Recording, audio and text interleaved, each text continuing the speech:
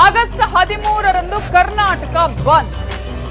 ಕಾವೇರಿಗಾಗಿ ಕರ್ನಾಟಕ ಬಂದ್ಗೆ ಕರೆಯನ್ನ ನೀಡಲಾಗಿದೆ. ಕಾವೇರಿ ವಿಚಾರದಲ್ಲಿ ಸಂಘಟನೆಗಳು ಒಗ್ಗಟ್ಟನ್ನ ಪ್ರದರ್ಶಿಸಿವೆ, ಒಗ್ಗಟ್ಟು ತೋರಿಸಿದ್ದಾರೆ ಸಂಘಟನೆಯವರು.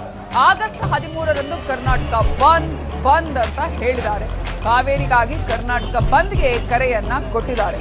ಈ ವಿಚಾರದಲ್ಲಿ ಸಂಘಟನೆಯವರು ಒಗ್ಗಟ್ಟನ್ನ ಪ್ರದರ್ಶಿಸಿದ್ದಾರೆ. ಕರ್ನಾಟಕ ಬಂದ್ಗೆ ಕನ್ನಡ ಪರ ಸಂಘಟನೆಯವರು ಕರೆ ಕೊಟ್ಟಿದ್ದು ಆಗಸ್ಟ್ 13ಕ್ಕೆ ಕರ್ನಾಟಕ ಬಂದ್ ಅನ್ನ ಮಾಡ್ತೀವಿ ಅಂತ ಹೇಳಿದ್ದಾರೆ. ವಾಟಾಳ್ ನೇತೃತ್ವದ ಸಭೆಯಲ್ಲಿ ನಿರ್ಧಾರವನ್ನ ಕೈಗೊಳ್ಳಲಾಗಿದೆ. ಇದಕ್ಕೆ ವಿವಿಧ ಸಂಘಟನೆಯವರು ಕೂಡ ಬೆಂಬಲವನ್ನ ವ್ಯಕ್ತಪಡಿಸಿದ್ದಾರೆ. ಆದ್ರೆ ಮುಖ್ಯಮಂತ್ರಿಗಳು ಈಗಷ್ಟೇ ಮಾತನಾಡ್ತಾ ಹೇಳ್ತಾ ಇದ್ರು, ದಯವಿಟ್ಟು ಬಂದ್ ಮಾಡಬೇಡಿ, ಪ್ರತಿಭಟನೆಗಳು ಮಾಡ್ತೀರಾ ಮಾಡಿ, ಆದ್ರೆ ಕರ್ನಾಟಕ ಬಂದ್ ಮಾಡಿ ತೊಂದರೆಯನ್ನು ಕೊಡೋದು ಬೇಡ, ಅದಕ್ಕಿಂತ ಮುಂಚೆನೆ ನಾವು ನಿರ್ಧಾರವನ್ನ ತೆಗೆದುಕೊಳ್ತೇವೆ ಅನ್ನೋ ವಿಚಾರವನ್ನ ಹೇಳ್ತಿದ್ರು. ಡಿ ಕೆ ಶಿವಕುಮಾರ್ ಅವರು ಈ ಆನೇಕಲ್ ಹತ್ರ ಸ್ಟೇಡಿಯಂ ಮಾಡಬೇಕು ಅಂತಿದ್ದಾರೆ. ಅದರ ಬದಲು ಸ್ಟೇಡಿಯಂ ಮಾಡಿಕೊಂಡು ಅದರಿಂದ ಇಂಟರ್ನ್ಯಾಷನಲ್ ಸ್ಟೇಡಿಯಂ ಮಾಡಿ ಬಂದಾಡಿ ಅಂತ ಹೇಳಿ ನಮ್ಮ ಹೆಣ್ಣು ಮೇಲೆ, ನಮ್ಮ ಸಮಾಜ ಮೇಲೆ ಇದು ಮಾಡ್ತಾರೆ. ಈ ಮಧ್ಯ ವಿಜಯ್ ಮುಖ್ಯಮಂತ್ರಿಯನ್ನ ಇವರು ಕರೆದಿದ್ದಾರೆ. ಈಗಲೂ 2028ಕ್ಕೆ ನಾನು ಮುಖ್ಯಮಂತ್ರಿ ಆಗ್ತೀನಿ. ಅದರಲ್ಲೇನು ನೀವು ಯಾರೂ ಅನುಮಾನ ಪಡೋಕೆ ಹೋಗಬೇಕು. 2028ಕ್ಕೆ ನಾನೇ ಮುಖ್ಯಮಂತ್ರಿ. ಗೋವಿಂದು ಮಂತ್ರಿ, ಶಿವರಾಮೇಗೌಡರು ಮಂತ್ರಿ, ಆ ಕಡೆ ಕುಮಾರ್ ಮಂತ್ರಿ, ನಮ್ಮ ಪ್ರವೀಣ್ ಕುಮಾರ್ ಶೆಟ್ಟಿ ಮಂತ್ರಿ, ಮತ್ತು ಮಂಜುನಾಥ್. ಏನು ನಗ್ತೀರ ನೀವು? ಏನು ನಾನೇನು ಆಸೆ ಕೇಳ್ತಾ ಇದ್ದೀನ? ನಾನು ಯಾರು ಅಂತ ತಿಳ್ಕೊಂಡಿದ್ದೀನಿ? ನೀವು ಕಡಲೆಕಾಯ್ತಿಯನ್ನು ತಿಳ್ಕೊಂಡಿದ್ದೀರ?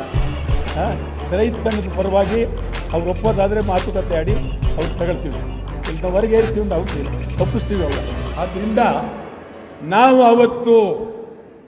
ಆವತ್ತೇ ಕನ್ನಡ ಯುಗ, ಈ ನಾಡಿನಲ್ಲಿ ಕನ್ನಡ ಯುಗ. ಈಗ ಇದಕ್ಕಾಗಿ ನಾನು ಹಿರಿಯ ವಕೀಲರು, ಈ ರಾಜ್ಯದ ಅದ್ಭುತವಾದ ವಕೀಲರು ಪ್ರಮೀಳಾ ನೇಸರ್ಗಿ ಅವರನ್ನ ಭೇಟಿ ಮಾಡಿ ಸಂವಿಧಾನಬದ್ಧವಾಗಿ ಮುಂದೆ ಏನೇನು ಮಾಡಬೇಕು ಅಂತೇಳಿ ತೀರ್ಮಾನ, ಚರ್ಚೆ ಪ್ರಮೀಳಾ ನೇಸರ್ಗಿ ಹತ್ರ ಮಾಡಿದ್ದೀವಿ.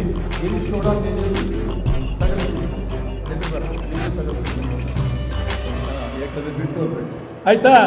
ಆಮೇಲೆ ಇಡೀ ಕರ್ನಾಟಕದಲ್ಲಿ ಎಲ್ಲ ಹೋರಾಟದ ಕನ್ನಡ ಪರ ಸಂಘಟನೆಗಳಿಗೆ, ಹಳ್ಳಿ ಇರಲಿ ಎಲ್ಲೇ ಇರಲಿ, ಒಂದೊಂದು ಸಂಘಟನೆಗೆ 10 ಲಕ್ಷ ರೂಪಾಯಿ, ಇಡೀ ಕರ್ನಾಟಕದ ಪ್ರೆಸ್ ಕ್ಲಬ್ಗಳಿಗೆ 1 ಕೋಟಿ ರೂಪಾಯಿ, ಬೆಂಗಳೂರು ಪ್ರೆಸ್ ಕ್ಲಬ್ಗೆ 2 ಕೋಟಿ ರೂಪಾಯಿ, ಪತ್ರಕರ್ತರಿಗೆ ವಿಶೇಷವಾದಂಥ ಅನುದಾನ. ಅದೇ ಇದು ನಗ್ತೀರ ನೀವು? ಖಂಡಿತ ಆಗ್ತೀನಿ ನೋಡಿ.